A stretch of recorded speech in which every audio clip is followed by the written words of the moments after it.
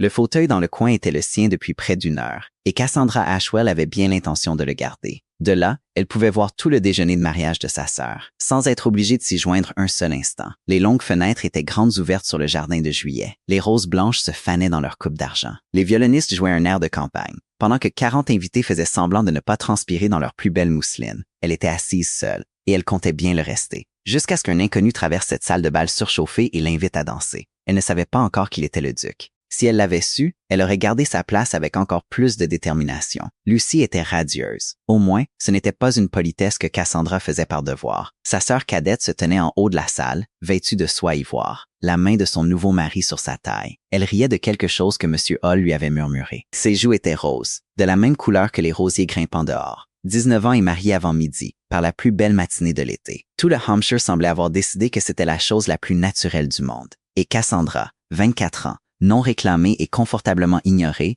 ne pouvait pas être en désaccord. « Vous ruminez », dit sa tante, arrivant à son coude dans un froufrou d'eau de lavande et de taffetas lilas. Je l'entends depuis l'autre bout de la pièce. On dirait précisément une bouilloire qui a décidé de ne pas bouillir. Je ne rumine pas, tante Maude. Je repose mes pieds. Vous n'avez pas dansé. On ne peut pas reposer ce qu'on n'a pas utilisé. Tante Maude s'affaissa dans le fauteuil voisin avec le soupir d'une femme s'installant pour un siège. Elle sentait la menthe poivrée et les roses séchées. Son éventail bougeait par coups courts et décisifs, agitant l'air chaud entre elles. Votre mère a remarqué. Vous savez, elle a ce regard. Celui qu'elle avait la saison où votre cousine Prudence a refusé le vicaire. Maman me lance ce regard depuis 3 étés. Je m'y suis attachée. C'est la seule de ces expressions que je peux prédire. Sa tante renifla. Un petit son peu distingué qu'elle avait perfectionné en 60 ans de survie dans les salons. De l'autre côté de la salle, leur mère se tenait dans un groupe de matrones près du punch. Son turban tremblait sous l'effort de paraître ravie. Pendant ce temps, elle regardait sa fille aînée échouer une fois de plus à être choisie par qui que ce soit. Cassandra croisa son regard. Elle le soutint un instant, puis se détourna délibérément vers la fenêtre. Un Mel s'y était posé sur le rebord. Il regardait les invités avec un mépris non dissimulé. Elle comprenait parfaitement l'oiseau. Ce n'est pas qu'elle ne savait pas danser.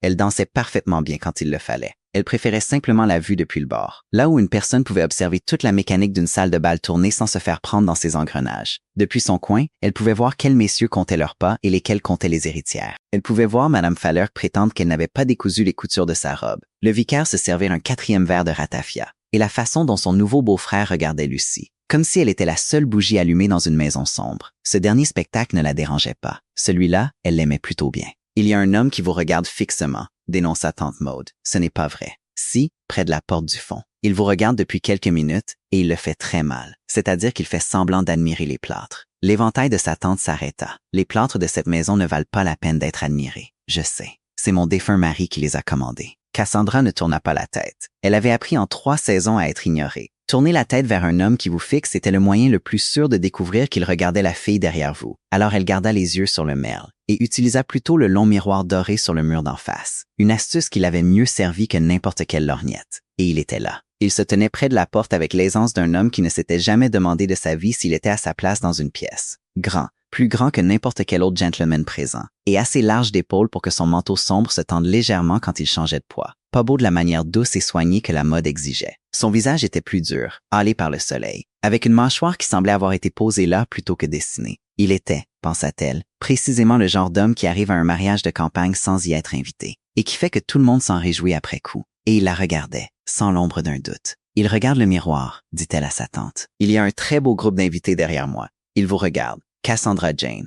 Et si vous me dites le contraire, je serai forcé de conclure que la chaleur a gâté vos yeux autant que votre humeur. » Les violonistes arrivèrent à la fin de leur air. Dans le petit silence avant le suivant, Cassandra l'entendit. Des pas sur le parquet, lents, se rapprochant. Elle garda son regard fixé sur la fenêtre. Le merle, sentant un changement dans l'atmosphère de la pièce, déploya ses ailes et plongea dans les rosiers. « Traître », pensa-t-elle. « Pardonnez-moi. » La voix arriva avant qu'elle n'ait tout à fait décidé de lever les yeux. Elle était basse, chaude et traversée par quelque chose qui ressemblait presque à un rire. « Mais vous semblez être la seule personne dans cette pièce qui ne soit pas complètement malheureuse. Et j'avoue que j'aimerais connaître votre secret. » Elle leva alors les yeux. De près, aussi. Il était pire que ce que le miroir avait promis. Ou mieux, ce qui, d'après son expérience, revenait au même danger. Ses yeux étaient d'un gris si sombre qu'ils avaient presque la couleur de l'ardoise mouillée, et ils étaient fixés sur elle avec une attention qu'elle n'avait absolument pas l'habitude de recevoir. Le genre d'attention que les gens réservaient habituellement à Lucie. « Vous vous méprenez, » dit Cassandra. « Je suis extrêmement malheureuse. J'ai simplement beaucoup d'entraînement pour le cacher. »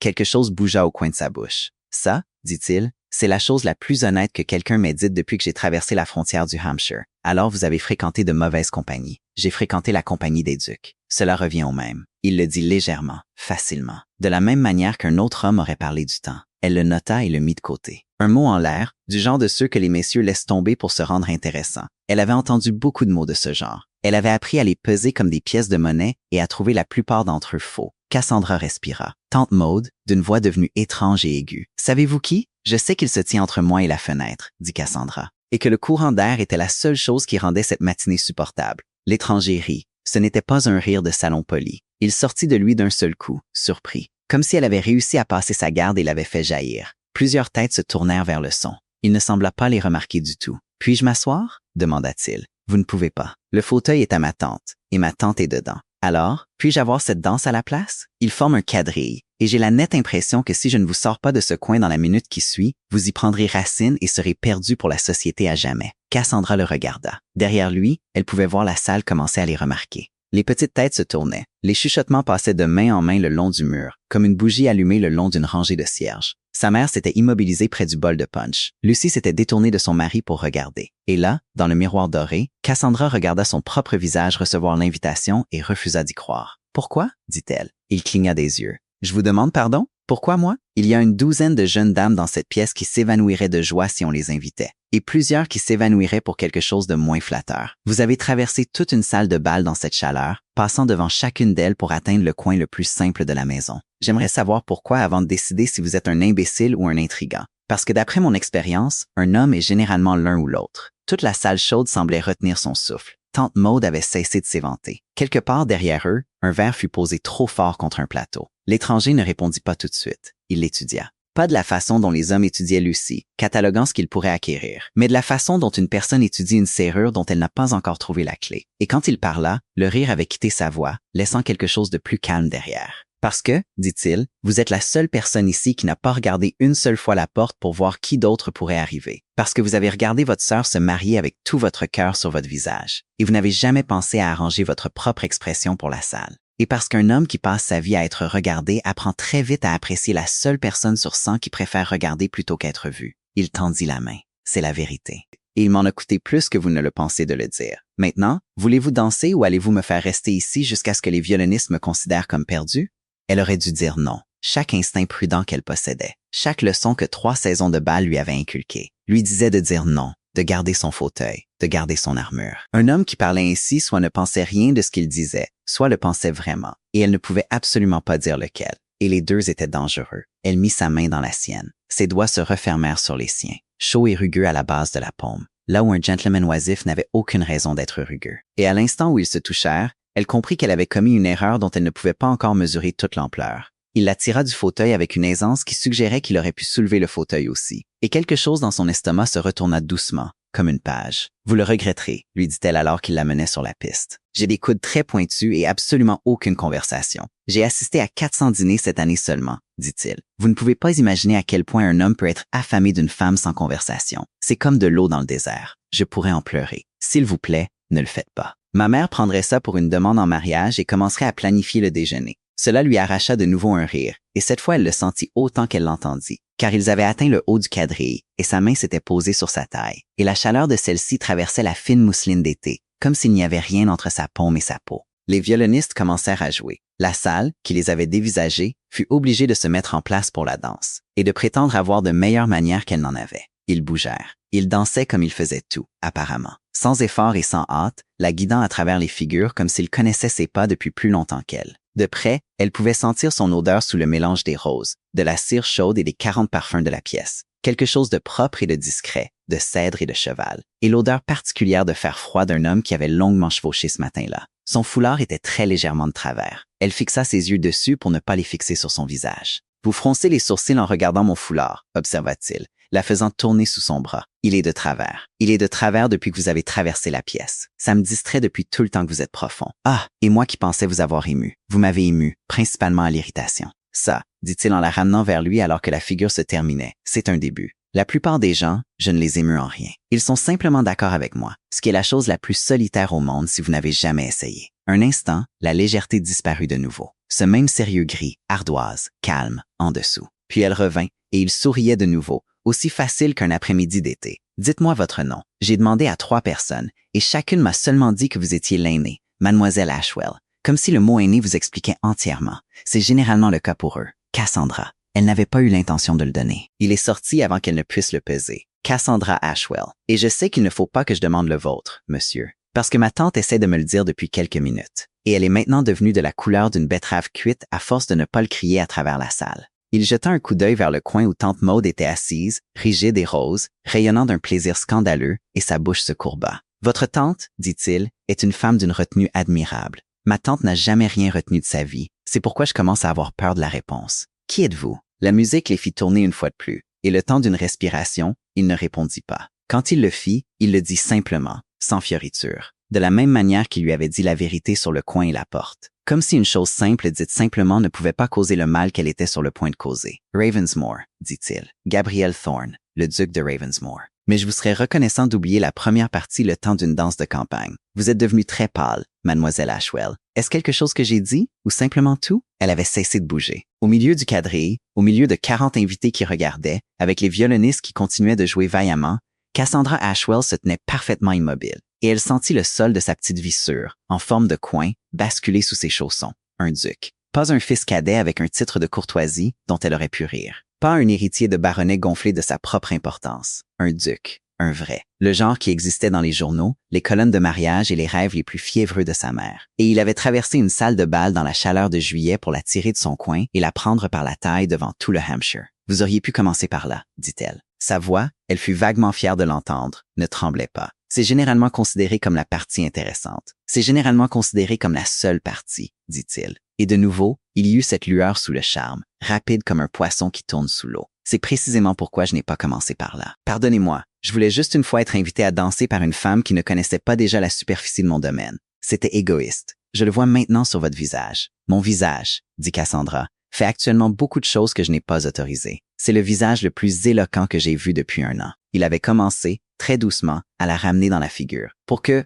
pour la salle qui regardait, il puisse simplement sembler avoir fait une pause. 2 danseurs reprenant le rythme, rien de plus. Seule elle savait à quel point son cœur battait contre son corset. Dansez le reste avec moi, mademoiselle Ashwell. Quoi que vous décidiez de moi après, et je soupçonne que ce sera peu charitable, au moins qu'on puisse dire que vous avez terminé la danse. Votre mère regarde. Si vous fuyez maintenant, elle ne s'en remettra jamais. Et votre tante non plus, je pense. Contre toute attente, contre 3 saisons de bon sens durement acquis, Cassandra le laissa la faire tourner. Ils finirent la danse. Elle n'aurait pas pu dire comment par la suite. Ses pieds connaissaient les pas que son esprit avait abandonnés, et il était là à chaque tournant, stable, chaleureux, absurdement sûr, murmurant des riens à l'oreille, que le vicaire en était maintenant à un 5e verre de ratafia et semblait faire sa demande à une fougère en peau, que les coutures décousues de Madame Falluc avaient enfin fait leur demande de liberté, que les violonistes jouaient les mêmes 8 mesures depuis si longtemps qu'ils avaient sûrement oublié qu'il y en avait d'autres, et Cassandra, qui se targuait de peu parler, découvrit avec horreur qu'elle lui répondait, que les choses piquantes qu'elle gardait habituellement enfermées derrière ses dents s'échappaient dans l'espace entre eux,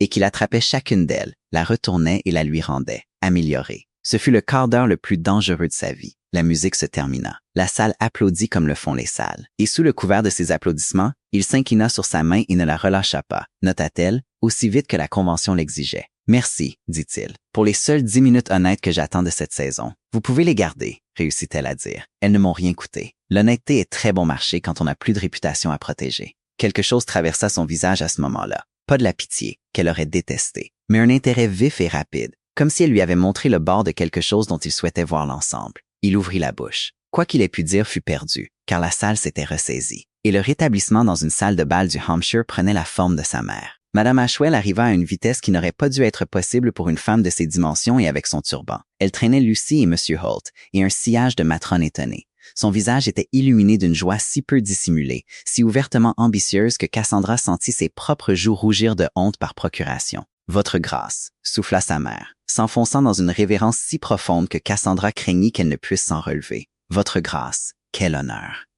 inattendu. Nous n'avions aucune idée. C'est-à-dire, nous connaissons bien sûr votre famille de par sa très excellente réputation. Et ma fille aînée, Cassandra, fais ta révérence. Enfant, ne reste pas là à bâiller comme l'horloge du salon. Madame Ashwell. » Le duc se tourna vers sa mère avec une chaleur si douce et complète que Cassandra manqua presque de voir qu'elle n'atteignait pas ses yeux. Mais elle la cherchait maintenant, et elle vit. Votre fille m'a rendu un grand service ce matin. Je suis arrivé d'une humeur massacrante et elle m'en a entièrement guéri. Je vous suis redevable. C'est une bonne et intelligente fille, votre grâce. Une fille très intelligente. Tout le monde le dit, et bien qu'elle ne soit pas si. C'est-à-dire, elle a des profondeurs cachées. Des profondeurs cachées? Je l'ai toujours dit. Vous n'avez jamais dit, murmura tante Maud, arrivant de l'autre côté de Cassandra. Un seul mot gentil sur les profondeurs de la jeune fille de votre vie, Margaret. Alors arrêtez avant de vous noyer dans votre propre miel. Elle le dit trop bas pour que le duc l'entende. Du moins, c'est ce que Cassandra espérait. La main de sa tante trouva la sienne et la serra fort, et Cassandra s'y accrocha comme à une corde lancée à un nageur. Le duc parlait de nouveau, poli, facile, disant les choses qu'un duc disait, qu'il n'était dans le comté que pour 15 jours, qu'il était récemment arrivé à la grande maison de Ravensmoor, à moins de 10 miles de là, qui était resté fermé ces 3 dernières années, qu'il espérait mieux connaître ses voisins avant la fin de l'été. Sa mère recevait chaque phrase comme si c'était l'Évangile, et pendant tout ce temps, son regard revenait sans cesse à Cassandra. Bref, sans équivoque, un fil privé tendu à travers le bruit. Jusqu'à ce qu'enfin, au milieu d'un rien que sa mère disait, il la coupe avec l'aisance d'un homme à qui on n'avait jamais dit d'attendre son tour. Madame Ashwell, je me demande si je pourrais avoir votre permission de vous rendre visite demain, si ce n'est pas une indiscrétion. Il y a un sujet que j'aimerais discuter avec votre fille. Il inclina la tête. Avec mademoiselle Cassandra. Le silence qui suivit avait une texture. Cassandra pouvait le sentir contre sa peau, frais et total, dans une pièce qui un instant auparavant n'était que violon et chaleur. La bouche de sa mère s'ouvrit et ne produisit aucun son. La main de Lucie s'était portée à ses lèvres. Et Cassandra, debout au centre immobile de tout cela, les doigts de sa tante écrasés dans les siens, et son cœur battant comme un volet dans une tempête, comprit 2 choses à la fois, avec une parfaite clarté. La première était que, quoi que cet homme veuille d'elle, ce n'était pas ce que sa mère, déjà à moitié évanouie de triomphe, croyait que c'était. Un duc ne demandait pas la permission de rendre visite à la sœur aînée et ordinaire le lendemain de leur rencontre. Un duc envoyait des fleurs où il n'envoyait rien du tout. Il y avait une intention derrière ses yeux gris ardoise, repliés et cachés. Et elle avait traversé une salle de bal droit vers elle, et elle ne connaissait pas sa forme. La seconde était que le coin avait disparu. Le coin sûr, le fauteuil près de la fenêtre. Toute l'architecture tranquille de l'oubli qu'elle avait passé 3 ans à construire autour d'elle comme un mur. Il s'était effondré à l'instant où elle avait mis sa main dans la sienne, et il n'y avait plus de retour en arrière possible. À la tombée de la nuit, tout le comté saurait que le duc de Ravensmoor avait dansé avec l'aînée, mademoiselle Ashwell, et avait demandé à lui rendre visite. À la tombée de la nuit, elle serait une personne à qui des choses arrivaient, qu'elle le veuille ou non. « Vous pouvez venir », s'entendit-elle dire, avant que sa mère ne puisse reprendre son souffle pour le dire à sa place. Mais je ne promets pas de m'en réjouir. Votre grâce, je vous préviens honnêtement. Je suis beaucoup moins charmante à une table de petit déjeuner que sur une piste de danse. Il se redressa, et pendant un instant non gardé, le charme le quitta entièrement. Et ce qui la regarda de derrière n'était pas du tout un duc, mais un homme fatigué et vigilant. Et elle aurait parié son fauteuil là-dessus, un peu effrayée. « Mademoiselle Ashwell, » dit le duc de Ravensmoor, « j'y compte bien. » Puis il s'inclina et se tourna, et la foule se referma derrière lui comme de l'eau sur une pierre. Et Cassandra resta debout dans les décombres de sa propre vie tranquille, dans la chaleur de juillet, avec l'odeur des roses fanées dans sa gorge, et le fantôme de sa paume rugueuse encore chaude contre sa main, et sans la moindre idée de ce à quoi elle venait de consentir. La nouvelle devança le soleil. Le lendemain matin, quand Cassandra descendit pour le petit déjeuner, le petit salon qui donnait sur le chemin sentait déjà la curiosité des autres. Un panier plein de roses coupées du presbytère avec une carte trop obséquieuse pour avoir été écrite pour une autre raison que la sienne. Un mot de Madame Fallerk demandant la permission de rendre visite. Et le pire de tout, sa mère assise en haut de la table dans son 2e meilleur bonnet, vibrant positivement au-dessus du jambon froid. 3 ans, annonça Madame Ashwell à la pièce, bien que seule Cassandra et la théière s'y trouvent. 3 ans que je te regarde tourner ton visage vers le mur. Et maintenant, un duc. Un duc. Cassandra. Et pas un duc déchu non plus. Pas un de tes marquis poitrinaires avec une hypothèque à la place du cœur. Ravensmoor. Sais-tu ce que vaut Ravensmoor? Je ne sais pas, dit Cassandra, beurrant sa tartine avec une grande concentration. Et je soupçonne que vous êtes sur le point de me le dire au shilling près. 40 000 par an, au bas mot. La vieille Madame Peverell le tient de son neveu, qui le tient de l'intendant de l'homme lui-même. Et l'intendant doit savoir. Sa mère pressa une main sur sa poitrine, comme pour empêcher son cœur de s'échapper par le chemin le plus court. 40 000.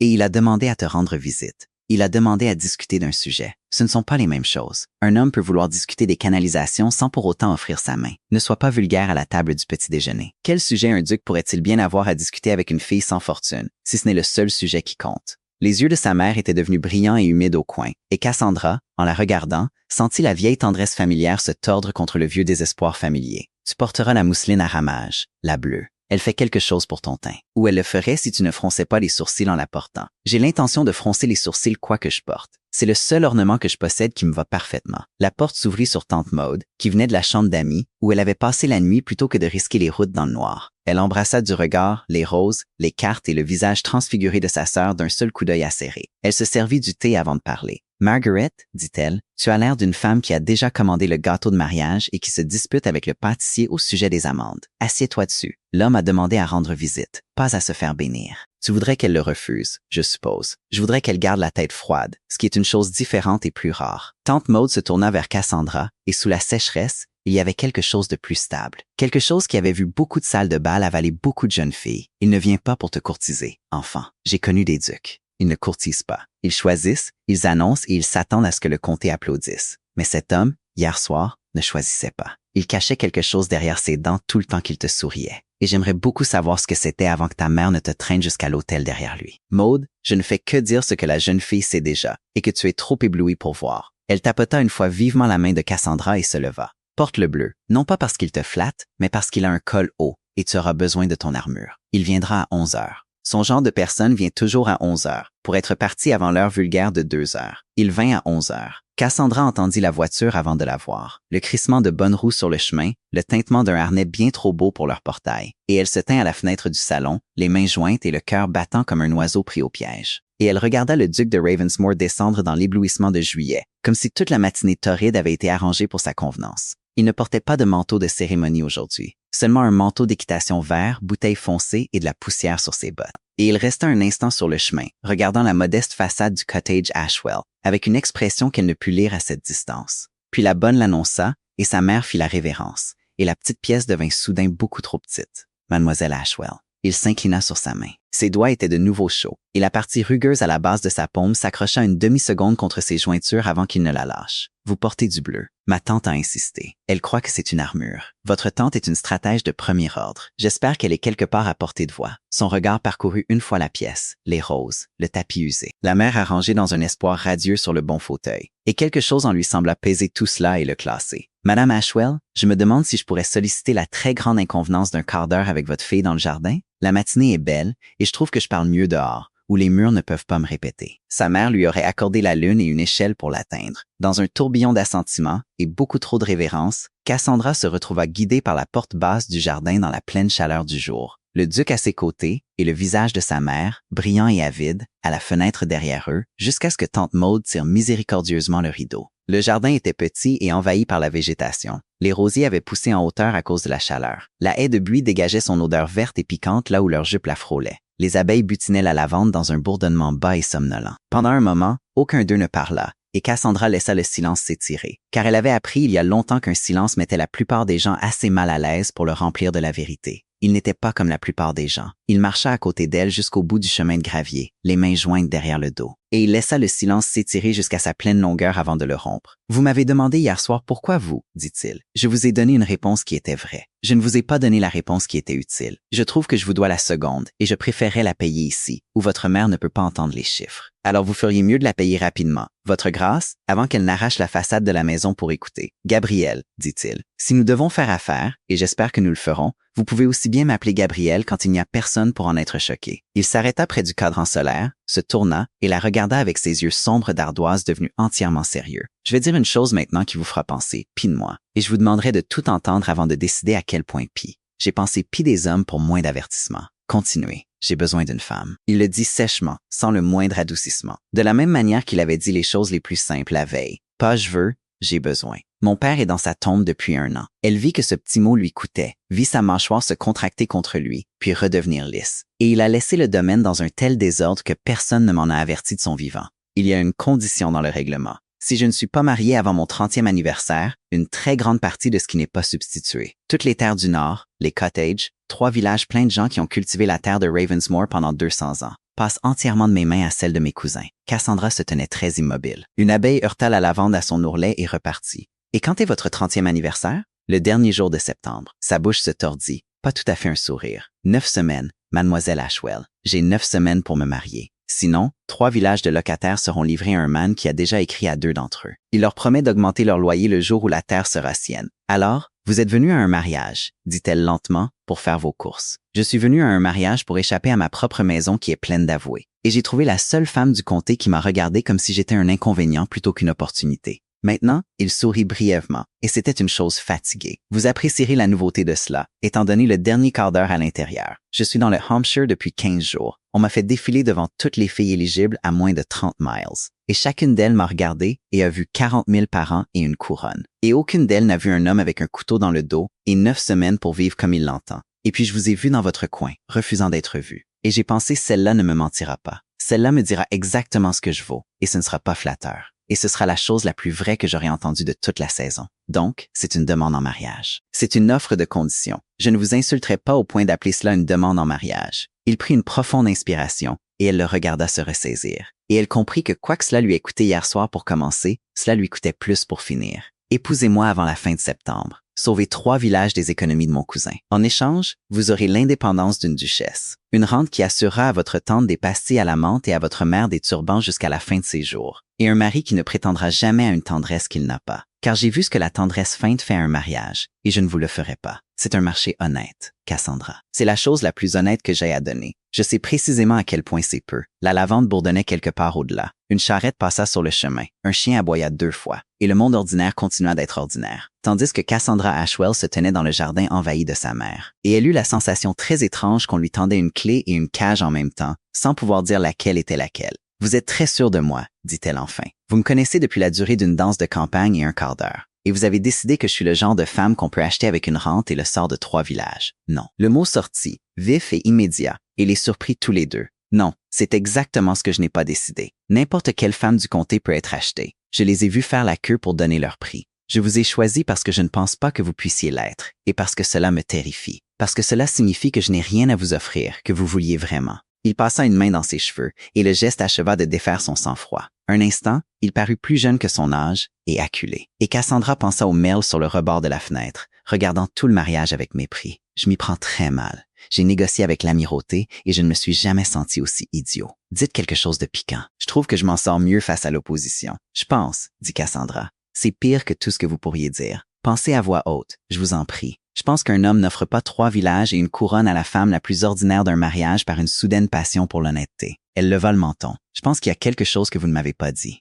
Vous m'avez donné le couteau, les 9 semaines et le cousin. Vous ne m'avez pas donné la raison. Il doit s'agir d'une étrangère. Un duc en quête d'une épouse de convenance a ses propres cousines, des pupilles, les filles de vieux amis. Des femmes qu'il pourrait épouser en 15 jours sans aucun scandale. Pourquoi venir à un mariage de campagne et tirer une inconnue d'un coin? Qu'est-ce qui ne va pas avec la réponse ordinaire, Gabrielle, pour que vous deviez chercher si loin une étrangère? Quelque chose se ferma sur son visage. Ce fut très rapide et très complet, comme un volet tiré contre le mauvais temps, et cela lui en dit plus que n'importe quelle réponse aurait pu le faire. Pour la première fois depuis qu'il avait traversé la salle de bal, il ne croisa pas son regard. « Il y a une raison, dit-il. Elle est à moi pour l'instant. Quand vous serez ma femme, je vous la dirai, et pas avant. Parce que c'est la seule carte que je détiens. Et j'ai appris à ne pas abattre mes cartes dans un jardin avec le rideau qui bouge. » Il hocha la tête sans se tourner vers la fenêtre du salon où, en effet, un coin de mousseline avait bougé. Vous voyez, même les honnêtes ont leurs limites. Ce n'est pas une réponse. C'est la seule que vous aurez aujourd'hui. Il se redressa, et le duc revint sur lui comme une marée montante,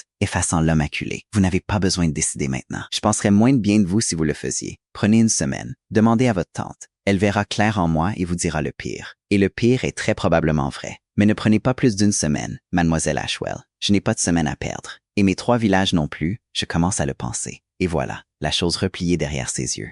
La forme qu'elle ne pouvait pas lire, cachée maintenant derrière un marché, une date limite et un sourire qui n'atteignait pas le gris. Elle était entrée dans le jardin certaine de rien, sauf qu'elle n'aimait pas être surprise. Et elle en sortait avec un secret pressé dans ses mains comme un charbon ardent. Sans savoir ce que c'était, et avec la certitude parfaite qu'il la brûlerait avant la fin de l'été. Il ne resta pas pour dîner. Il s'inclina une 3e fois sur sa main, dit quelque chose de charmant et de vide à sa mère. Et il partit dans un tintement de harnais avant l'heure vulgaire de 2 heures, exactement comme sa tante l'avait prédit. Le comté ne lui accorda pas la même retenue. Le lendemain après-midi, le cottage Ashwell avait reçu 9 visiteurs, et Cassandra avait appris à lire tout le progrès d'une rumeur dans la moue d'une femme qui franchissait la porte. La femme du vicaire vint pour s'émerveiller. Madame Fallerk vint pour inspecter. 2 des demoiselles Peverell vinrent pour être blessées, et le furent, et repartirent blessées. Ayant établi à leur satisfaction que l'aînée des demoiselles Ashwell n'avait rien fait pour mériter un duc, et qu'elle ferait certainement un gâchis de lui, Cassandra assista à tout cela, les mains jointes et son armure sur elle. Et elle dit aussi peu qu'une personne pouvait le dire tout en restant polie. Et elle pensa tout le temps à 3 villages et à un volet tiré contre le mauvais temps.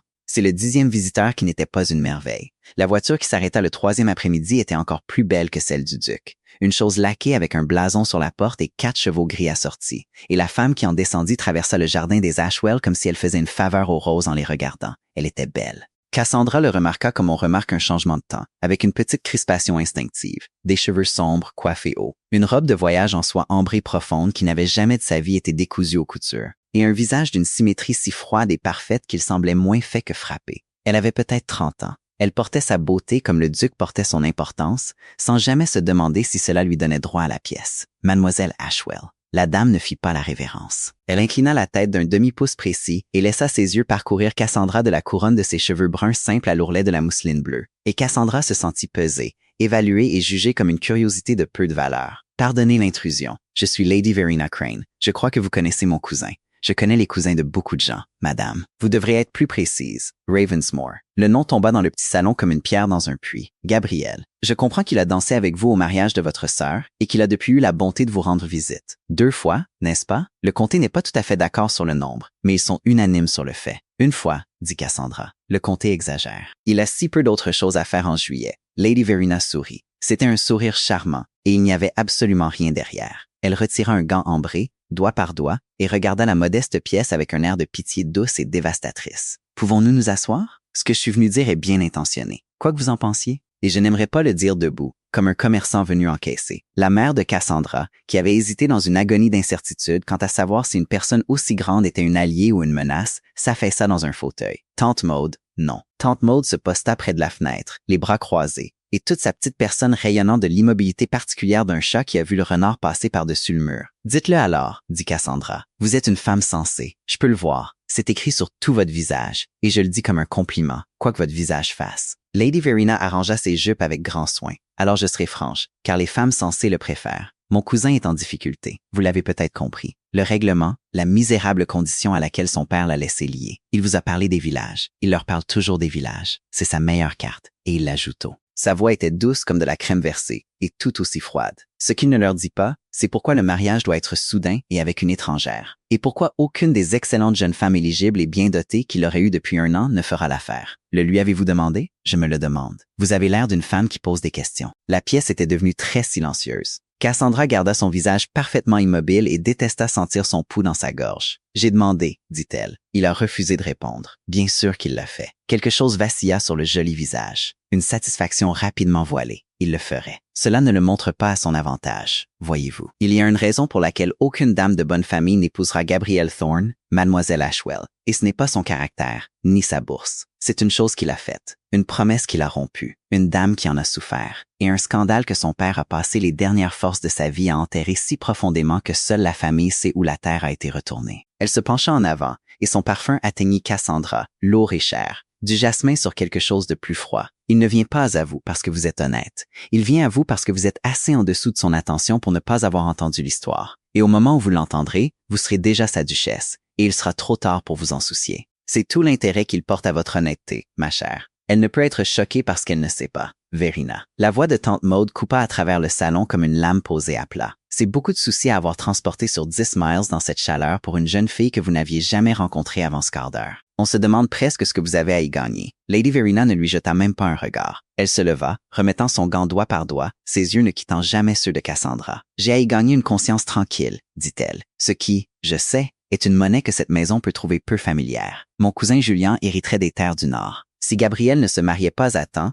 vous aurez entendu cette partie. C'est l'autre moitié des villages. Ce que vous n'aurez pas entendu, c'est que Julien est le seul membre de cette famille qui se soit jamais comporté honorablement dans toute cette triste affaire, et que je préférerais de loin le voir détenir les gens de Ravensmore plutôt que de les voir livrés à un homme qui a déjà brisé une femme pour tenir sa parole à lui-même. » Elle s'arrêta à la porte. « Demandez-lui, Mademoiselle Ashwell. Interrogez Gabriel sur Mademoiselle Honoria Val et observez son visage quand vous le ferez. Ensuite, décidez si les villages valent l'homme. » Elle inclina sa tête d'un demi-pouce à la pièce en général. « Bon après-midi. Les roses sont charmantes. Vous devriez les tailler avant qu'elles ne deviennent complètement sauvages. Mais j'ose dire que vous le savez et que vous n'avez simplement pas le cœur. » Et elle partit dans un murmure de soie ambrée et un tintement de chevaux gris assortis. laissant le petit salon résonner de son parfum et de son poison. Et Cassandra, debout au milieu, avec un nom qu'elle n'avait jamais entendu, tournant et retournant dans sa poitrine comme une pierre tombée dans un puits sans fond qu'elle ne pouvait trouver. Honoria. Bien, dit tante Maude dans le silence, très doucement, et pour une fois, il n'y avait aucune sécheresse dedans. Maintenant, nous connaissons la forme de la chose, ou la moitié. Cette femme nous a dit beaucoup de vérité pour cacher le seul mensonge au milieu.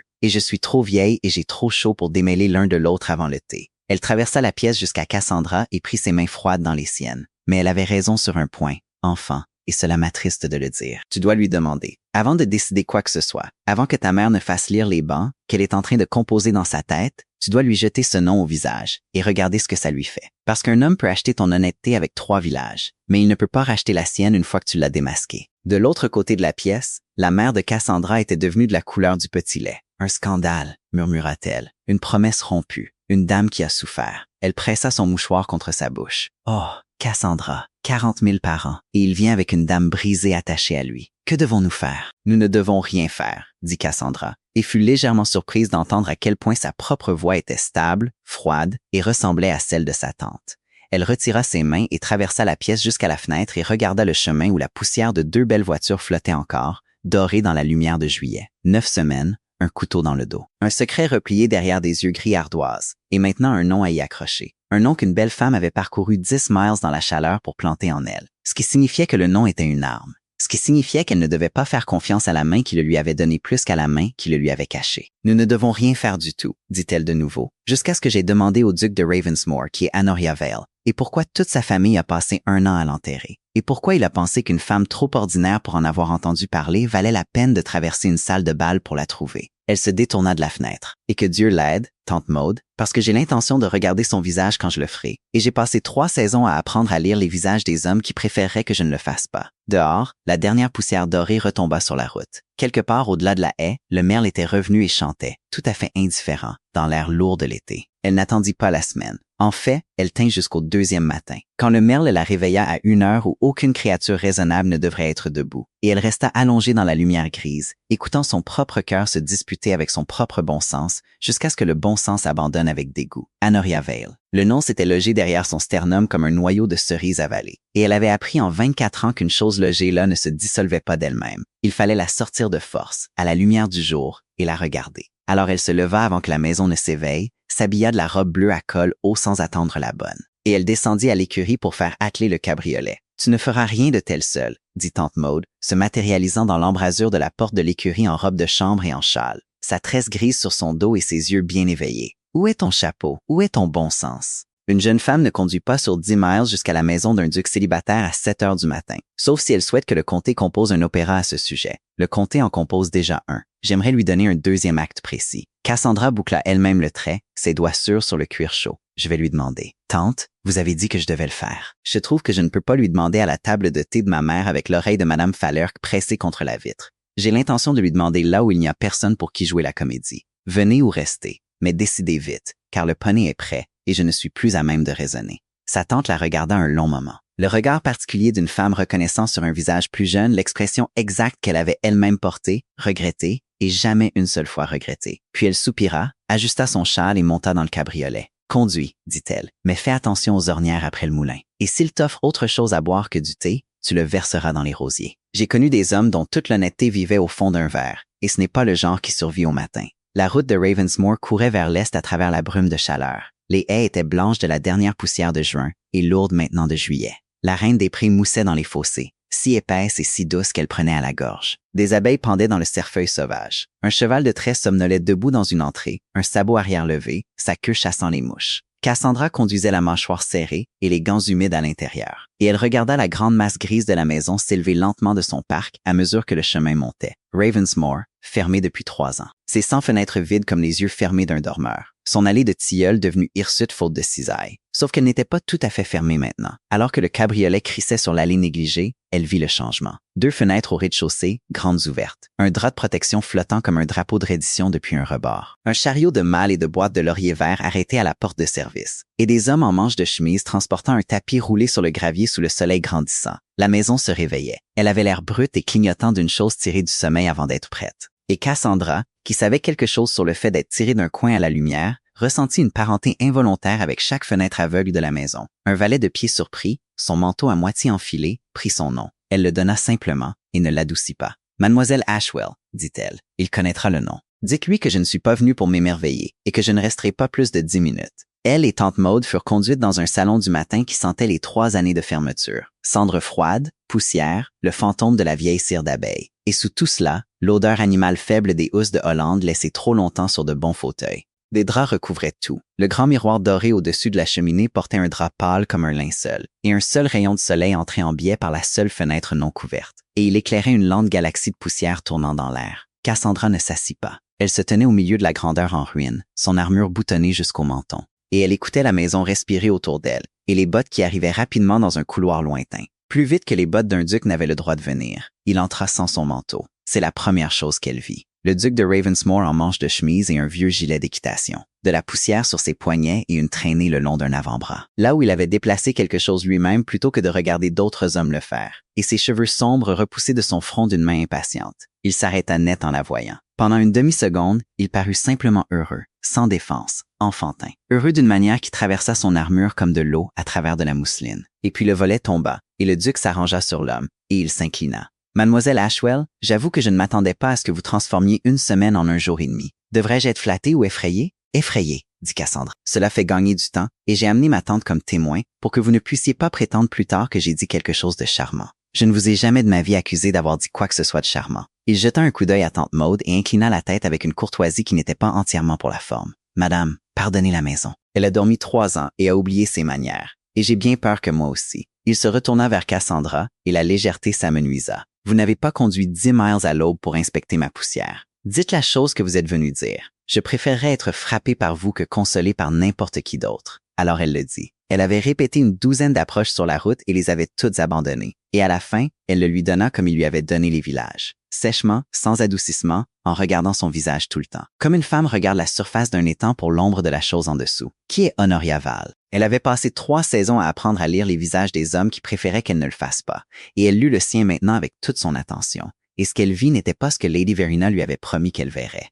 Pas de culpabilité, pas le changement rapide d'un intrigant démasqué. Ce qui traversa le visage du duc de Ravensmore à ce nom fut du chagrin. Simple, profond et ancien. Et derrière, arrivant une demi-seconde plus tard comme le tonnerre après l'éclair, une fureur froide et totale. Qui n'était pas, comprit-elle aussitôt, dirigé contre elle. Il alla à la fenêtre. Il se tint le dos tourné, une main à plat sur le rebord parmi la peinture écaillée. Et les muscles de son avant-bras se contractèrent durement sous le lin poussiéreux. Et pendant un moment, il ne dit rien du tout, tandis que le rayon de soleil tournait lentement son or entre eux. « Verena, dit-il enfin, pas une question. Sois ambrée, 4 chevaux gris. Elle sera venue à votre porte même, aura retiré ses gants un doigt à la fois. Et elle vous aura dit beaucoup de vérité, et aura enterré un mensonge net au milieu, là où vous l'auriez avalé tout rond. » Il se tourna. Ses yeux avaient pris la couleur de l'ardoise sous la pluie. « Dites-moi ce qu'elle a dit. » « Tout.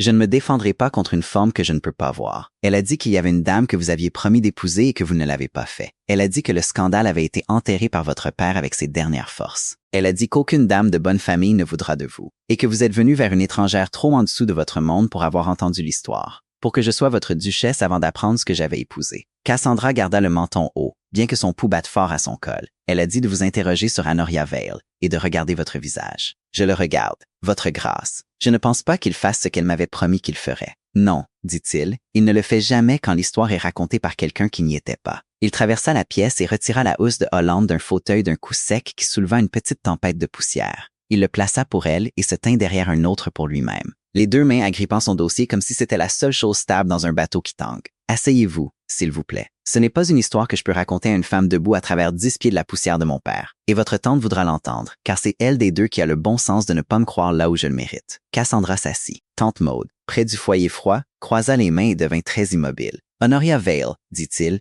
devait être ma femme. Nos pères l'ont arrangée quand elle avait 17 ans et moi 21. De la manière dont ces choses s'arrangeaient alors, autour d'un verre de Porto avec une carte des terres voisines sur la table entre eux. Et aucun de nous n'a été consulté avant que l'encre ne soit sèche. C'était une bonne fille, douce et effrayée, et je l'aimais bien, et elle ne m'aimait pas du tout. Et j'étais trop jeune et trop fière pour remarquer pourquoi pendant la majeure partie d'une année. Ses jointures blanchirent sur le dossier du fauteuil. Elle était amoureuse de quelqu'un d'autre. Elle l'était depuis avant même que mon père ne déroule sa carte. Quelqu'un de tout à fait inconvenant, sans terre, sans nom, sans perspective, et entièrement et désespérément à elle. Et elle à lui, de la manière qui n'arrive qu'aux gens assez jeunes pour croire que le monde leur fera de la place. « Et vous l'avez découvert, » dit Cassandra. « Je l'ai découvert parce qu'elle s'est évanouie à son propre bal de fiançailles, et je l'ai portée sur la terrasse. Et elle a pleuré sur mon épaule et m'a tout raconté. Parce que j'étais la dernière personne sur Terre à qui elle pouvait le dire. Et donc, dans l'étrange arithmétique du désespoir, la seule. Sa bouche se tordit. Elle m'a supplié de ne pas la haïr. Elle pensait que je la ruinerais. Un mot à mon père, un mot au sien,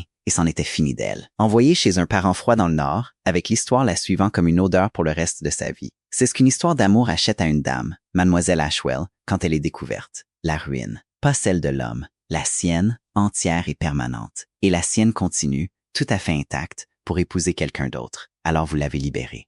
La voix de Cassandra était devenue calme. La poussière tournait dans la lumière entre eux. Et pour garder son nom propre, vous avez laissé dire que c'était vous qui aviez rompu. C'était la seule façon de le faire. Il le dit simplement, sans chercher son admiration, ce qui était précisément la chose qui lui fit mal à la poitrine. Une dame abandonnée est une femme ruinée. Un gentleman qui abandonne est un goujat. Et un héritier de duc qui abandonne est un scandale. Mais un scandale surmontable pour l'homme. La honte devait retomber sur quelqu'un. Et j'avais les épaules assez larges pour la porter, et un rang assez élevé pour m'en remettre en 1 an ou 2. Et elle n'avait ni l'un ni l'autre. Alors je me suis tenu devant le monde entier, et je l'ai laissé me traiter de tous les noms. Et elle est partie et a épousé son homme inconvenant très discrètement dans un autre comté. Et, pour autant que je sache, elle est passablement heureuse aujourd'hui. Il prit une profonde inspiration. Et mon père ne me l'a jamais pardonné. Il est allé dans sa tombe, croyant que son héritier avait déshonoré une bonne famille par un caprice qu'il était trop têtu pour expliquer. Parce que je ne pouvais pas l'expliquer, voyez-vous, sans défaire tout ce que je lui avais acheté. C'était le prix. Il est parti depuis 1 an, Mademoiselle Ashwell, et les dernières paroles qu'il a eues pour moi n'étaient pas aimables, et je les ai laissées telles quelles, car les corriger aurait été défaire la seule chose entièrement bonne que j'ai faite de ma vie. Le salon du matin était très silencieux. Quelque part sur le gravier, un homme rit, un tapis tomba lourdement, et un ramier roucoula ses 3 notes douces depuis les tilleuls hirsutes. Et le monde ordinaire continua d'être ordinaire, tandis que Cassandra était assise dans un fauteuil drapé dans une maison se réveillant de 3 ans de sommeil. Et elle sentit toute l'architecture de ses soupçons se déplacer sous elle comme du sable au tournant de la marée. « Pourquoi ne m'avez-vous pas dit cela dans le jardin, dit-elle,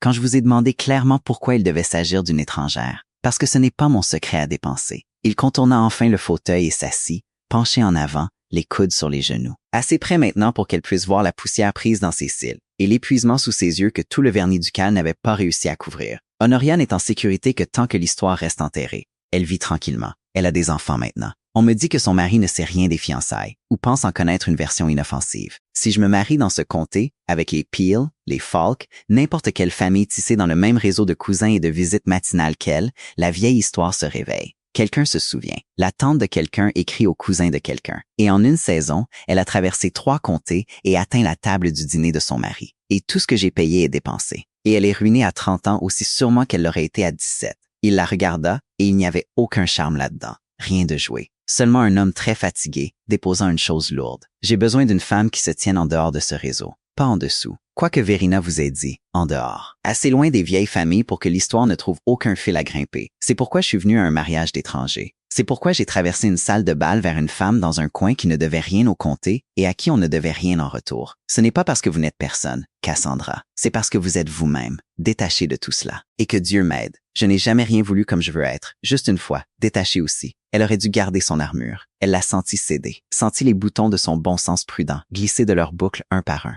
Et elle ne pouvait, pour rien au monde, la remettre, car il lui avait dit la vérité entière, brute, coûteuse. Et elle avait regardé son visage tout le temps, et il ne lui avait pas menti une seule fois. Sans le vouloir, elle tendit la main et posa sa main gantée sur la sienne, là où elle reposait, serrée sur son genou. C'était une chose qu'elle n'avait jamais faite à un homme de sa vie. Ses doigts se tournèrent sous les siens et s'ouvrirent. Et la partie rugueuse à la base de sa paume s'accrocha contre le fin chevreau de son gant. Et pendant un moment, aucun d'eux ne respira. Et la poussière tourna en or dans le rayon. Et toute la maison fermée et endormie sembla se pencher pour écouter. Ça, dit Cassandra, bas, valait presque le déplacement. Grand éloge, je le ferai graver. Mais sa voix était devenue rauque, et sa main s'était refermée, chaude et prudente, sur la sienne. Et il regardait sa bouche d'une manière qui faisait que la chaleur de juillet semblait soudain une chose petite et lointaine. Et c'est précisément à ce moment-là, bien sûr, que le gravier dehors parla de roues, pas le chariot des ouvriers. Une voiture rapide, 4 chevaux, le crissement et le dérapage d'un cocher s'arrêtant trop brusquement. Et juste après, une voix dans le hall, une voix d'homme, légère et portante, et satisfaite d'elle-même, posant une question au valet de pied troublé et ne prenant pas la peine de baisser le ton pour la réponse. Cassandra sentit le changement en Gabriel avant de le comprendre. Sa main s'immobilisa sous la sienne,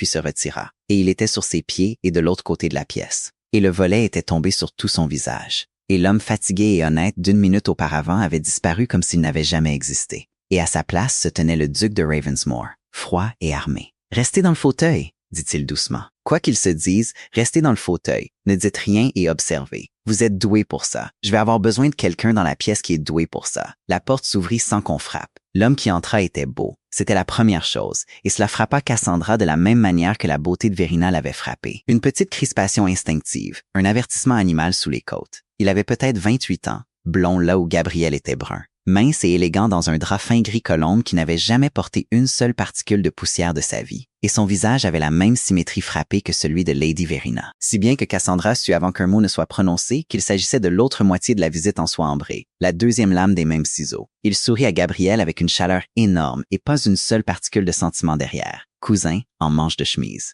Quelle rusticité. Comme vous êtes merveilleusement devenu campagnard. Il retira ses gants, le même geste, doigt par doigt. Et Cassandra pensa qu'ils devaient s'entraîner ensemble devant le miroir. Et il jeta un regard vif et indifférent sur la pièce drapée qui s'arrêta, s'aiguisa et se réchauffa en une pointe quand il l'atteignit. Et de la compagnie. Pardonnez-moi, j'avais compris que la maison était vide de tout, sauf des avoués et des souris. Présentez-moi, Gabriel. Mademoiselle Ashwell, dit Gabriel, d'une voix d'où toute trace de chaleur avait été retirée. Mon cousin. Monsieur Julian Thorne. Julian. Mademoiselle Ashwell a conduit de loin et part très bientôt. Vous n'avez pas besoin d'exercer votre charme. Il serait gaspillé. Elle peut voir clair en vous, ce qui est un talent que vous et moi avons tous deux appris à craindre ces 15 jours. Ashwell. Julian goûta le nom et son sourire s'approfondit. Et quelque chose bougea derrière ses beaux yeux que Cassandra n'aima pas du tout. Ashwell, le mariage, bien sûr. L'aînée des demoiselles Ashwell, celle que ma sœur est allée avertir. Il rit, ravi, et s'assit sans y être invité sur le bras d'un canapé drapé. « Oh, Gabriel, vous avez été bien occupé. » Alors, c'est elle. L'étrangère venue d'ailleurs, la petite personne honnête qui prononcera ses vœux avant que l'histoire ne la rattrape. Verina a dit que vous en aviez enfin trouvé une. J'avoue que je ne croyais pas que vous en auriez le courage. Vous avez 5 minutes, dit Gabriel. Dites la chose pour laquelle vous êtes venu et ramenez votre manteau gris dans la haie d'où vous êtes sorti. Si vif, si traqué. Julian pencha la tête et le rayon de soleil attrapa le blond et en fit un halo. Un ange avec une guêpe dans la bouche. Très bien.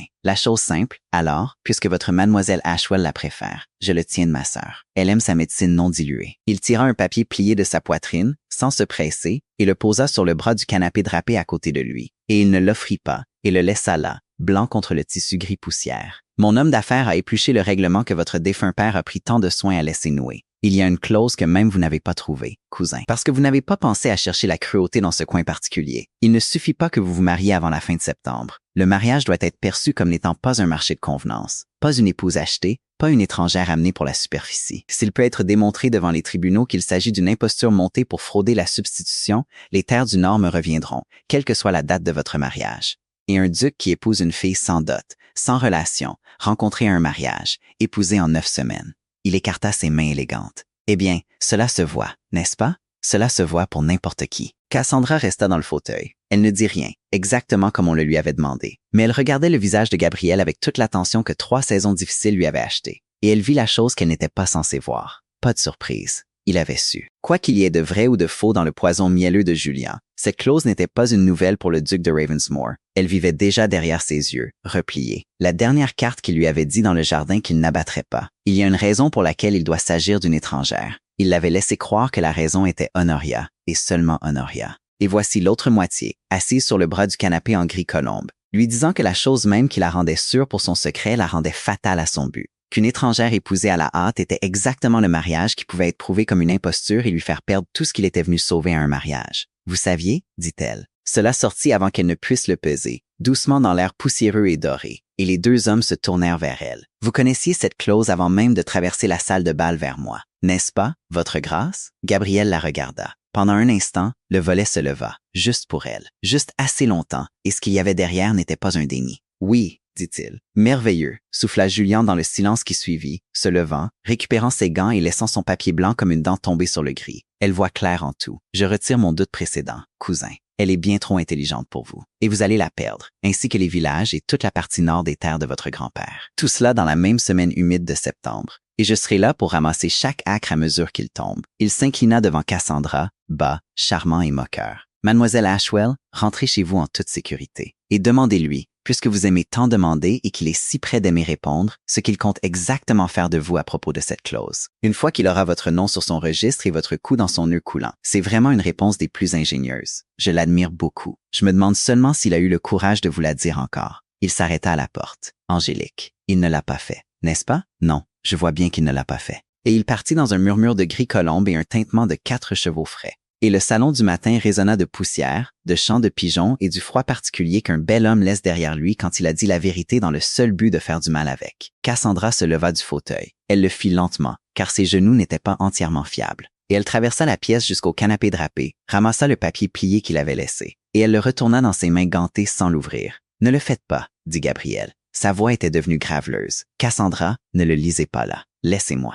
Vous saviez qu'il y avait une clause qui faisait d'une étrangère hâtive la pire épouse possible que vous puissiez choisir, dit-elle, tournant toujours le papier, le regardant maintenant comme elle l'avait regardé toute la matinée. Seulement, le sol avait disparu sous l'observation, et vous avez traversé la pièce vers moi quand même. Vous aviez besoin d'une femme en dehors du réseau pour protéger Honoria, et vous aviez besoin d'une femme en qui les tribunaux croiraient pour protéger les villages. Et ce sont 2 femmes différentes. Votre grâce, elles ne peuvent pas être la même femme. Une étrangère ne peut pas être les deux. Donc, l'une de ces 2 choses que vous m'avez dites n'est pas la vraie raison pour laquelle vous m'avez choisi. Laquelle est-ce? Elle leva les yeux vers lui et les maintint. Quelle est votre réponse ingénieuse? Qu'est-ce que votre cousin sait de votre plan pour moi que je ne sais pas? Pendant un long moment, le duc de Ravensmoor ne dit rien du tout. Le rayon de soleil se déplaça d'une largeur de main sur les planches poussiéreuses. Dehors, sur l'allée, un homme se mit à siffler joyeusement. « Venez et soyez ma femme par dispense spéciale d'ici 15 jours, dit enfin Gabriel très bas. Et je vous dirai tout de l'autre côté des mots, et pas 1 heure avant. C'est le marché, et je sais exactement à quel point il est monstrueux de vous l'offrir. Et je vous l'offre parce que j'ai 9 semaines, 3 villages et un cousin qui augmentera ses loyers le jour où la terre sera sienne. Et parce que vous êtes la seule créature en Angleterre à qui je confierai la réponse une fois que vous ne pourrez plus l'utiliser pour fuir. » Il tendit la main, la paume rugueuse, la certitude chaleureuse, toute son honnêteté acculée. « Épousez-moi d'abord, Cassandra, puis demandez-moi n'importe quoi. Je ne vous mentirai plus jamais après l'anneau. Seulement pas avant. Je n'en ai pas le courage, et je n'en ai pas le temps. » Elle se tenait dans les décombres de la maison endormie, le papier de son cousin dans une main et sa main nue tendue dans l'autre. Et elle comprit qu'elle était enfin arrivée au bord de la chose, que derrière elle se trouvait le coin, le fauteuil sûr, la vie tranquille de l'oubli. Et c'était déjà trop loin pour y retourner à pied, et que devant elle se trouvait 15 jours, le nom d'un étranger signé contre le sien, et un secret qu'elle ne serait pas autorisée à connaître avant qu'il ne soit bien trop tard pour avoir de l'importance. Le merle, quelque part parmi les tilleuls envahis, se mit à chanter, tout à fait calmement. Cassandra regarda la main tendue, ne la prit pas, ne la refusa pas, et elle sentit toute sa vie prudente basculer d'un dernier pouce vers la chute. « Redemandez-moi demain, » dit-elle, « quand j'aurai lu ce qu'il y a dans ce papier. Et quand vous m'aurez regardé en face, Gabriel Thorne, et que vous m'aurez dit le nom de ce que vous cachez, même si vous ne voulez pas encore me dire sa forme, j'épouserai un homme avec un secret. Je le sais depuis le jardin. Je n'épouserai pas un homme qui ne me laissera même pas tenir la taille de ce secret dans ma main. » Elle plia de nouveau le papier et le glissa dans son gant contre son poignet, là où elle pouvait sentir son bord comme une lame tout au long des 10 miles du retour. « Vous avez jusqu'aux cloches de l'église demain. Après cela, je prends ma tente, mes questions et mes coudes très pointus, et je vais trouver Honoria Val moi-même. » Et elle regarda. Elle se força à regarder le moment exact où cela atterrit, et elle vit la dernière couleur quitter son visage. Et elle sut, avec la certitude froide d'une femme qui avait passé 3 saisons à apprendre à lire exactement cela, qu'elle venait enfin de nommer la seule chose au monde que le duc de Ravensmoor ne pouvait pas lui permettre de faire. Les 10 miles du retour défilèrent derrière elle dans un flou de poussière blanche et de reine des prés tombantes. Et Cassandra ne retira pas une seule fois le papier de Julian de son gant, jusqu'à ce que le cabriolet soit dans la cour de l'écurie et que le poney souffle doucement dans sa mangeoire. Puis, dans le dernier long or du soir, avec les martinets criant haut au-dessus du toit du cottage et la haie de buis exhalant la chaleur du jour, elle le monta dans sa chambre et le déplia sur le rebord de la fenêtre.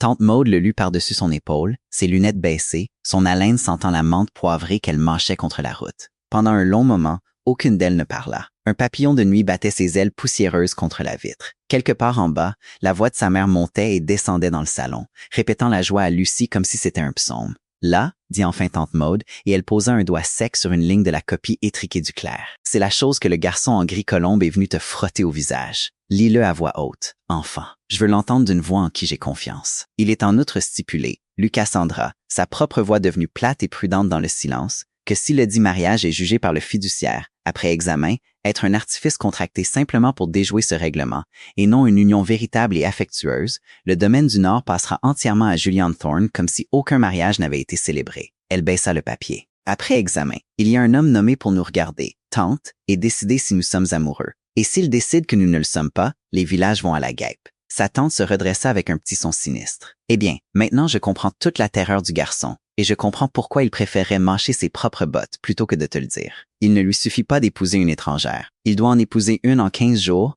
puis persuader un avocat aux yeux froids qu'un mariage monté en 9 semaines entre deux personnes qui ne se sont jamais rencontrées avant juillet est un mariage d'amour pour les siècles. Elle renifla. Ton duc ne t'a pas demandé un marché, Cassandra. Il t'a demandé de l'aider à mentir à un magistrat avec tout ton visage, et il avait trop honte de dire le mot « mentir ». Cassandra plia le papier le long de son pli usé. Le papillon de nuit trouva l'ouverture au châssis et s'envola dans le crépuscule, libre. Et elle le regarda partir avec un étrange pincement au cœur. « Non », dit-elle lentement, « c'est la partie qu'il ne pouvait pas dire. »« Oui, mais ce n'est pas tout, tante. Julien n'est pas venu ici pour se réjouir d'un mensonge. Il est venu parce qu'il a peur que ce n'en soit pas un. » Elle pressa le bord du papier avec son pouce jusqu'à ce qu'il blanchisse. « Demandez-vous, pourquoi m'avertir du tout? Pourquoi envoyer sa belle-sœur avec son poison, puis venir lui-même avec ses griffes? Un homme sûr de sa victoire ne rend pas visite au perdant 2 fois. Il est venu parce qu'il nous a vus dans cette pièce ce matin, et quelque chose dans ce qu'il a vu l'a effrayé. » Elle leva les yeux, et sa tante vit la vivacité revenir en elle. La vieille vigilance tournait maintenant vers un usage qu'elle n'avait jamais eu. Il n'essaie pas de prouver que le mariage est faux, tante Maude. Il essaie de le rendre faux. De me faire fuir avant les cloches de l'église pour qu'il n'y ait plus de mariage à examiner pour aucun fiduciaire. Et il a failli y arriver. Et maintenant, dit Cassandra, j'aimerais aller me coucher, me lever, et entendre ce qu'un homme dit quand une femme lui donne jusqu'aux cloches et le pense. Elle mit le papier dans le tiroir et tourna la petite clé. Parce que j'ai lu la version de son cousin et la version de sa sœur, et demain j'ai l'intention d'avoir la sienne.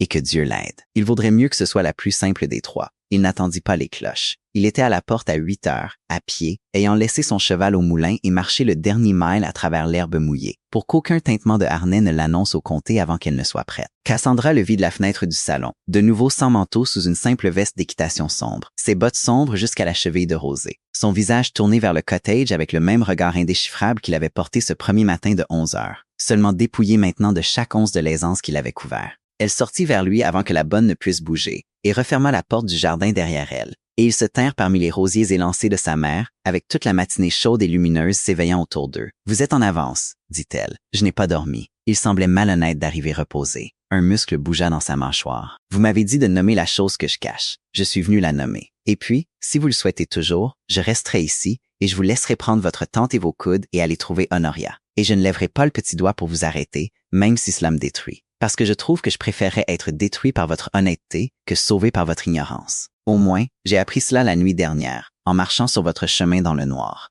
Une abeille tomba dans la lavande à son ourlet et en ressortit. Elle croisa les mains et attendit, comme elle avait appris à attendre, et laissa le silence faire son travail. « Cela s'appelle la probation, dit-il, dans le règlement. La dernière cruauté de mon père. Et la plus intelligente. Il ne suffit pas que je me marie avant la fin de septembre. Un homme qui l'a nommé, M. Aldous Pennington, son plus vieil ami et le plus froid, doit examiner le mariage et certifier devant les tribunaux qu'il s'agit d'un attachement véritable et non d'un artifice monté pour frauder la substitution. Si Pennington ne peut pas en conscience l'appeler amour, le nord tombe à Julian, quelle que soit la date de mon mariage. Il prit une inspiration qui trembla très légèrement au fond. Mon père est allé dans sa tombe en croyant que son héritier était un homme qui avait déshonoré une bonne fille par caprice et qui ne ressentirait jamais de sa vie rien qu'il ne puisse peser. Il a construit l'approbation pour se prouver qu'il avait raison une dernière fois, d'outre-tombe, pour me faire me tenir devant son plus vieil ami et échouer à contrefaire la seule chose qu'il était certain que je ne possédais pas. Et votre réponse, dit Cassandra très bas, votre réponse ingénieuse que Julien admirait tant. Ma réponse, c'était vous. Il le dit, puis eut l'air comme si le mot lui avait coûté des dents.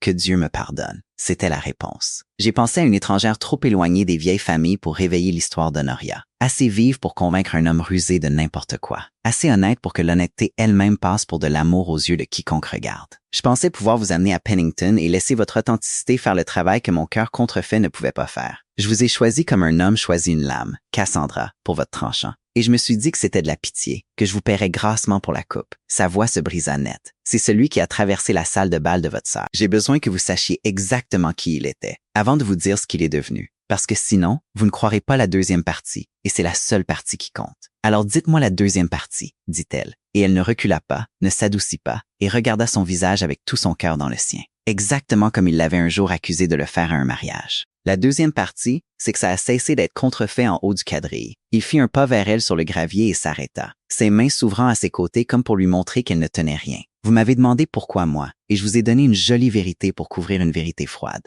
Et puis j'ai dansé 10 minutes avec une femme qui a froncé les sourcils à mon foulard et m'a dit que mon rang était la chose la moins intéressante chez moi. Et je n'ai pas eu une seule pensée froide à votre sujet depuis. Je n'ai pas besoin d'apprendre à mon visage à mentir à Pennington, Cassandra. C'est le nom de la chose que je cache. Il n'y a rien à contrefaire. Je suis venu acheter un tranchant et j'ai passé 3 jours à essayer de trouver un moyen de ne pas vous dire que quelque part entre votre coin et votre jardin, j'ai complètement cessé de pouvoir imaginer le reste de ma vie avec quelqu'un d'autre dedans. Et que dès que vous le saurez, tout mon plan intelligent deviendra exactement ce que mon père a parié qu'il ne pourrait jamais être, c'est-à-dire réel, insupportable, et à vous de le briser d'un seul mot. Ses yeux gris ne la quittèrent pas. C'est ce que je ne pouvais pas dire avant l'anneau. Pas parce que c'était trop peu, mais parce que c'était trop. Et cela vous donnait le pouvoir de me refuser. Non par doute, mais par pitié. Et je ne pourrais pas survivre à la pitié de la seule personne vivante qui ne m'a jamais eu en pitié. Le merle choisit ce moment pour se poser sur le mur entre eux et le chemin. Il pencha la tête et regarda le couple avec son œil vif et méprisant. Et Cassandra, à sa propre horreur complète, rit. Cela sortit d'elle d'un seul coup, surpris. De la même manière que son propre rire l'avait quitté dans la salle de bal. Et elle pressa le dos de son gant contre sa bouche et ne put s'arrêter. « Vous riez », dit-il avec l'air d'un homme regardant le sol s'ouvrir. « J'ai déposé mon cœur sur le gravier de votre mère et vous riez. »« Je ris », réussit-elle à dire, « parce que votre foulard est de nouveau de travers. » Il a été de travers pendant toute cette confession. Vous ne pouvez pas dire à une femme que vous n'avez pensé qu'à elle pendant 3 jours avec votre foulard à moitié sur l'oreille. Cela sape complètement la passion. Quelque chose se brisa sur son visage. Soulagement, terreur et un espoir sauvage et non gardé. « Réparez-le alors, dit-il d'une voix rauque, et dites-moi si vous allez trouver Honoria. » Je ne vais pas trouver Honoria. Elle tendit la main, sans réfléchir, et redressa le lin à sa gorge avec 2 doigts. Et elle sentit le pouls martelé sous sa mâchoire, et laissa sa main là une demi-seconde de plus que ne le permettait aucun marché. Je n'en ai pas besoin. Vous m'avez dit la vérité avec tout votre visage, Gabrielle Thorne. Et j'ai passé 3 saisons à apprendre à surprendre un homme dans le plus petit mensonge, et il n'y en avait aucun en vous à l'instant. Elle recula avant que son propre pouls ne puisse la trahir davantage. Mais je ne vais pas vous épouser non plus. Pas encore. Pas pour sauver vos villages en convainquant un vieil homme froid d'une chose qui est vraie. Si nous devons battre votre père et votre cousin tous les deux, nous ne le ferons pas en jouant nos cœurs pour M. Pennington comme des ours danseurs. Nous le ferons en prenant l'arme même de la guêpe de sa main. Il la regarda fixement. Vous avez un plan. J'ai lu la clause que votre cousin était si fier de laisser traîner dans votre poussière, dit-elle. Et j'ai compris la seule chose que ni lui ni sa sœur n'ont pris la peine de considérer. Parce qu'aucun d'eux n'a jamais, de toute leur belle vie, été ignoré. Elle sourit, et ce n'était pas du tout un sourire doux. Tout le cas de Julian repose sur le témoignage de sa sœur. Lady Verena se tiendra devant Pennington et jurera que le mariage est une imposture montée à la hâte. Et elle sera crue parce qu'elle est grande, charmante et la propre parente de Gabriel. Et pourquoi noircirait-elle sa propre famille par dépit? Ses larmes. Alors nous allons la lui prendre. Elle prit une profonde inspiration. Nous allons dire à Verena la vérité sur Honoria Vale. La couleur le quitta de nouveau, comme dans la maison endormie. Non, Cassandra. Non, si Verena sait, si ça va plus loin. Verena croit déjà le pire de vous, dit Cassandra fermement. Elle défend la prétention de son frère parce qu'elle est certaine que vous avez abandonné une bonne fille par caprice. Votre propre père le croyait. Pourquoi votre cousine ne le croirait-elle pas? Elle pense qu'elle défend l'honneur. Elle a parcouru 10 miles dans la chaleur pour sauver une étrangère d'un goujat. Ce n'est pas le visage d'une femme qui ment pour des terres, Gabrielle. C'est le visage d'une femme à qui on a menti. Et une femme à qui on a menti, une fois qu'elle l'apprend, ne pardonne pas au menteur. Elle laissa cela faire son effet. Vous avez dépensé votre nom pour protéger celui d'Honoria. Je ne le dépenserai pas davantage. Mais il y a un moyen de faire voir à Verena la forme de la vérité sans jamais mettre le nom d'Honoria dans le monde. Et si elle la voit, son frère perd son témoin, ses griffes et son nid de guêpe, tout en un après-midi. Faites-moi confiance pour cela. Vous m'avez fait confiance pour le tranchant. Faites-moi confiance maintenant pour la coupe. L'approbation fut fixée au jeudi, dans la longue bibliothèque de Ravensmoor, là où les housses de Hollande avaient enfin été retirées, et les 3 années de fermeture chassées des rideaux. M. Aldis Pennington était assis en haut d'une table plus vieille que le règlement lui-même. Un homme sobre, gris, taciturne, avec l'immobilité d'un avocat et des yeux qui avaient vu 2 générations de Thorne lui mentir, et qui avait appris la différence entre les mensonges qui comptaient et ceux qui ne comptaient pas. Julien arriva en gris colombe frais, avec son homme d'affaires à ses talons et sa sœur à son bras. Et Verena vint de nouveau en ambre, froide et parfaite, et ne regarda pas du tout Cassandra. Mais Cassandra était arrivée tôt. Elle était arrivée 1 heure plus tôt exprès. Et pendant cette heure, elle avait parcouru seule la maison qui se réveillait, tandis que les domestiques battaient la dernière poussière des tentures. Et en passant devant le petit salon, et où les portraits de famille étaient fraîchement découverts, elle s'était arrêtée dans l'embrasure de la porte, invisible. Et elle avait trouvé Lady Verena Crane debout, toute seule, devant une miniature sur le mur. C'était le portrait d'une jeune fille, peint à l'aquarelle sur ivoire. Un visage doux et effrayé de 17 ans que Cassandra n'avait jamais vu et qu'elle reconnut aussitôt. Verina se tenait devant, son gant ambré pressé à plat contre sa propre bouche. Et ses épaules n'étaient pas parfaites du tout. Elles étaient tombées, de la manière dont les épaules tombent quand personne ne regarde. Et elle regardait le visage peint d'Honoria Vale, comme une blessure qu'on n'avait jamais laissé guérir. Cassandra recula du seuil sans un bruit, continua son chemin, ne dit rien. Et elle emporta cette vision dans la bibliothèque comme une carte tenue près d'elle. Le pétitionnaire peut exposer son objection, dit M. Pennington. Julien se leva, sourit et l'exposa magnifiquement. La hâte, la pauvreté, l'étrangère ramenée d'un mariage sans conséquence, la couronne brandie et la superficie pesée. Ma sœur le confirmera. Il termina, léger et sûr. Verina a vu toute cette triste affaire de près. Elle vous dira simplement, monsieur, qu'il n'y a pas plus d'amour dans ce mariage que dans un acte de vente. Verina. Et Cassandra, avant que Verina ne puisse se lever, dit doucement dans le silence lambrissé. Avant que votre sœur ne parle, monsieur, pourrais-je lui poser une question? Une seule. Elle peut la refuser, et vous pouvez la rayer de votre compte. Mais je pense qu'elle ne refusera pas. Les yeux gris de Pennington se tournèrent vers elle, la mesurèrent et s'inclinèrent d'une fraction. Le sourire de Julien s'amenuisa. « Lady Verina », dit Cassandra, et elle attendit que le beau visage froid se tourne enfin vers elle. « Vous avez traversé beaucoup de pays pour me sauver de votre cousin. Vous le croyez? Un homme qui a brisé une jeune fille douce et l'a laissée être ruinée pour son propre caprice. Vous le croyez parce que votre propre oncle le croyait et est allé dans sa tombe en le croyant. Et on ne vous a jamais donné une seule raison d'en douter. Je souhaite seulement vous demander ceci. Si ce n'était pas ce qui s'est passé, si l'homme qui a porté toute la honte était en vérité la seule personne dans cette pièce qui a refusé de laisser une jeune fille effrayée être jetée au loup, et a payé sa liberté avec son propre bon nom, et a laissé les dernières paroles de son propre père être méchantes plutôt que de la trahir, vous lèveriez-vous encore pour jurer qu'il est incapable d'aimer? Elle soutint le regard ambré sans ciller. Je vous ai vu il y a 1 heure, madame, devant le petit portrait de l'Est. Vous savez exactement de quelle jeune fille effrayée je parle. Vous l'avez pleuré longtemps. Dites-moi, lui avez-vous jamais, en toutes ces années, demandé ce qui s'était vraiment passé? Ou n'avez-vous demandé qu'à tout le monde? La bibliothèque était absolument silencieuse. Une bûche se tassa dans la grande cheminée. Le soleil reposait en longues barres sur la vieille table. Verina Crane ne répondit pas tout de suite. Ses lèvres s'entr'ouvrirent et se refermèrent. Et Cassandra vit la certitude quitter son visage, comme l'eau quitte le sable. Pas d'un seul coup, mais plus vite qu'elle ne pouvait la retenir. Elle se tourna vers Gabriel. « Est-ce vrai? » dit-elle, et sa voix douce s'était brisée sur toute sa longueur. « Honoria, le bal, la terrasse, tout ça. Était-ce? L'as-tu fait? » Elle ne put finir. Elle était amoureuse d'un homme sans nom à lui donner, dit Gabriel très doucement à sa cousine. Et pour une fois, le volet n'était pas là du tout. Je ne pouvais pas la laisser être brisée pour ça. Il n'y avait qu'une seule paire d'épaules dans la pièce assez large pour encaisser la chute. Verina, c'étaient les miennes. Je ne l'ai jamais regretté une seule fois. J'ai seulement regretté que cela m'ait coûté vous et mon père tous les deux. Et je ne savais pas jusqu'à ce matin que j'aurais pu récupérer l'un de vous pour le prix d'un seul mot honnête il y a des années. Sa voix devint rauque. Je suis désolée, cousine. Je t'ai laissé croire le pire de moi parce que la vérité n'était pas à moi à dépenser. Elle ne l'est toujours pas, mais tu l'aimais aussi. Tu peux garder la forme de cela, et non le nom. Et je te ferai confiance avec ça, parce que je trouve que je n'ai plus personne pour le protéger. Pendant un long moment, Lady Verina se tint la main à la gorge, retirant son gant ambré doigt par doigt, le vieux geste.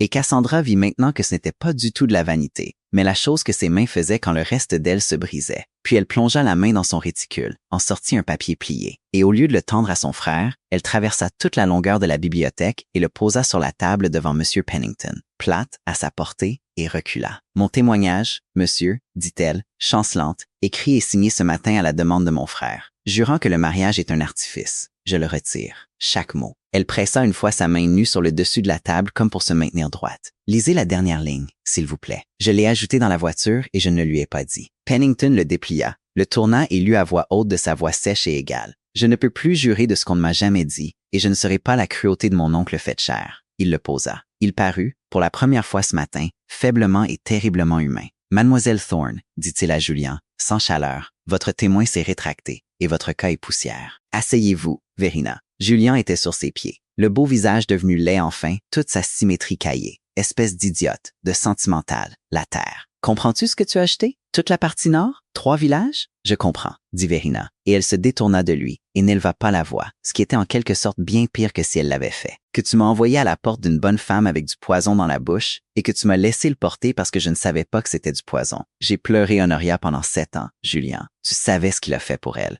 Tu le savais, et tu m'as laissé le haïr pour ça parce que ça valait 3 villages pour toi. Elle remit son gant, doigt par doigt, stable maintenant. Augmente tes loyers sur les locataires de quelqu'un d'autre. Je rentre chez moi. Et elle partit dans un murmure de soie ambrée. Et cette fois, il n'y eut pas de tintement de chevaux gris assorti pendant un long moment après. parce qu'elle avait laissé la voiture à son frère et était sortie attendre seule sous le soleil de juillet. Julien partit comme partent les hommes battus, bruyamment, puis tout à coup plus du tout.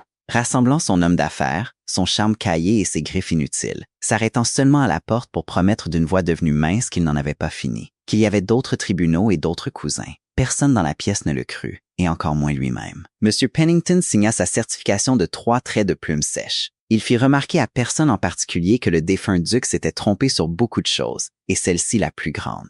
Et il prit congé pour attraper la diligence de l'après-midi. Puis la longue bibliothèque fut vide, à l'exception d'eux deux, et de la poussière battue tournant en or dans les barres de la fenêtre, et de toute la maison fermée exhalant enfin 3 ans de sommeil. Vous avez pris l'arme de sa main. Gabriel dit qu'il n'avait pas bougé de là où il se tenait dans l'après-midi, exactement comme vous l'avez dit. J'ai vu des hommes perdre des fortunes dans ce fauteuil, et je n'ai jamais vu cela fait si tranquillement. Il s'approcha enfin d'elle sur les planches ensoleillées. Vous n'aviez pas à me rendre, Verina. Ce n'était dans aucun marché. Ce n'était pas pour sauver un village. Non, dit Cassandra, c'était pour vous. J'ai trouvé que je ne pouvais pas supporter de vous laisser avec des dernières paroles méchantes de chaque personne qui aurait dû vous aimer. Elle leva le menton, bien que son cœur batte comme un volet dans une tempête. Il semble que j'ai attrapé la même maladie que vous au mariage de ma sœur. C'est très gênant. Je déteste ça énormément. Il s'arrêta à un pied d'elle. Il ne tendit pas la main vers la sienne. Il la regarda comme il avait un jour regardé une serrure qu'il ne pouvait pas ouvrir. Et puis tout son visage gardé céda. « Épousez-moi », dit-il. Pas pour les villageois. Pennington a signé. Les villages sont en sécurité dès que nous nous marions. Pennington a signé et la clause de Julian est poussière. Il n'a plus un seul tribunal pour nous contester. Mais je ne veux pas que vous veniez à moi pour sauver 3 villages. Cassandra. Je préférerais voir toute la partie nord tomber plutôt que de vous acheter avec. Le seul couteau qui reste dans mon dos est celui que mon propre cœur tient.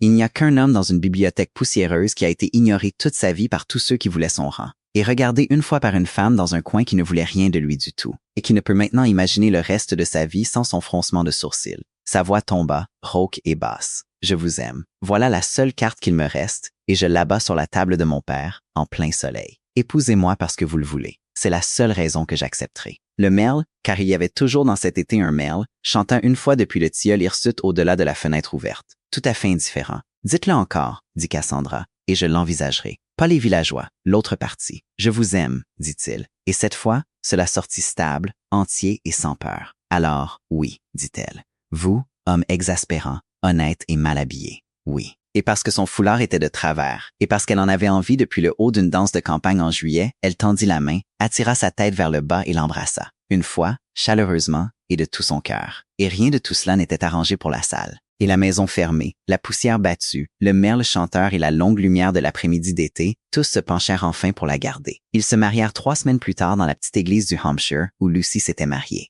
Et la mère de Cassandra, qui avait attendu 3 ans et un duc pour ce privilège, sanglota si magnifiquement pendant les vœux que le vicaire perdit sa place 2 fois. Et le ratafia manqua au déjeuner qui suivit. Tante Maude portait du taffetas lilas et un sourire qu'elle ne prit pas la peine de cacher. Et elle raconta à qui voulait l'entendre qu'elle avait tout su depuis le début. Au moment même où l'homme avait commencé à faire semblant d'admirer les plâtres. C'était en juin suivant que Cassandra s'assit de nouveau dans un coin, cette fois par choix, et près d'une de ses fenêtres dans la grande salle de Ravensmore, qui avait été fermée 3 ans et était maintenant la plus chaude de la maison. Les housses de Hollande avaient disparu pour de bon. L'allée de tilleul avait été taillée, et les 100 fenêtres grandes ouvertes sur l'été. Et par la plus proche d'entre elles entrait l'odeur de l'herbe coupée et de la cire d'abeille, et la netteté verte particulière du buis, et le murmure bas des locataires à la fête sur la pelouse sud. 3 villages d'entre eux, venus boire la bière du duc sur une terre qui serait la leur et celle de leurs enfants pour de bon. Gabriel la trouva là, comme il la trouvait toujours, dans le coin avec la meilleure vue sur toute la salle en mouvement. « Vous ruminez », dit-il, se laissant tomber dans le fauteuil à côté d'elle. Son foulard était de travers. C'était, elle l'avait accepté depuis longtemps, incurable. « Je repose mes pieds », dit Cassandra. « On ne peut pas reposer ce qu'on n'a pas utilisé », dit ma tante, « et j'ai été beaucoup utilisée aujourd'hui. Votre Madame Fallerk a de nouveau décousu ses coutures. Je les ai vus partir à la limonade. Il rit, le vrai,